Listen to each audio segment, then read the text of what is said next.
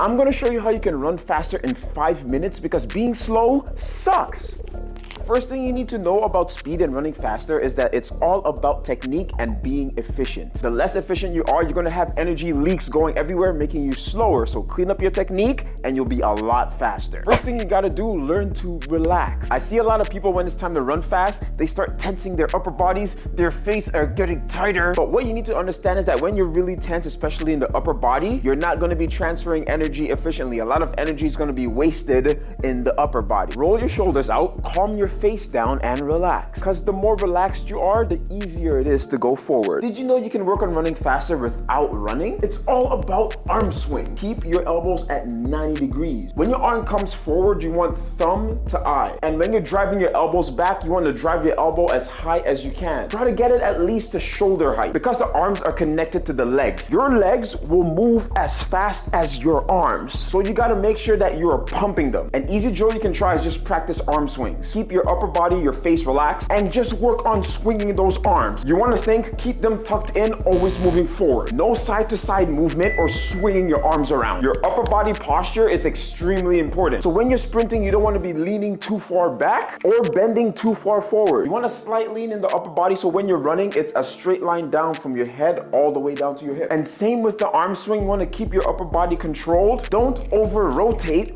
or run side to side because efficiency. Now let's get your legs into it.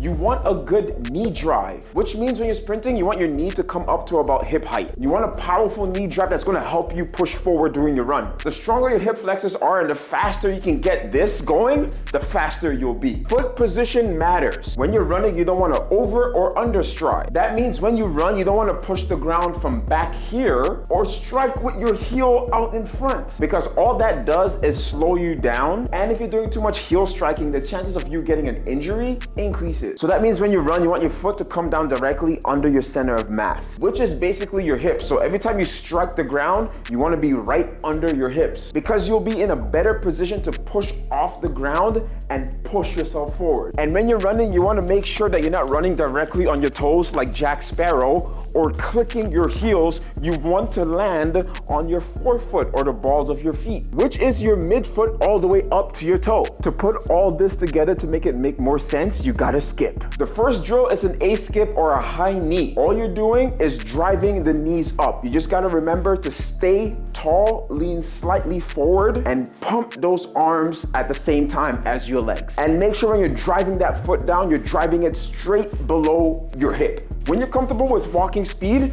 you can add your skips, but staying explosive, but controlled. Then you would do the same thing, but you would double it. All you're doing here, bouncing twice. Helps you work on rhythm, foot positioning, and control. And to work on making sure that you're striking the ground with your midfoot, you're gonna do straight leg bounds. All you're doing is skipping, keeping your legs straight and pushing off your midfoot. You want to make sure that you're clawing the ground and dragging yourself forward. And as soon as you get comfortable with smaller skips, you can start adding big skips. Then you'll really start flying. Now that you have all the drills, all you got to do now is just put everything together and go practice running. Take a video of yourself just to make sure that you're not running like an NPC. And when you're running, just remember to stay relaxed, don't think about it too much, and go.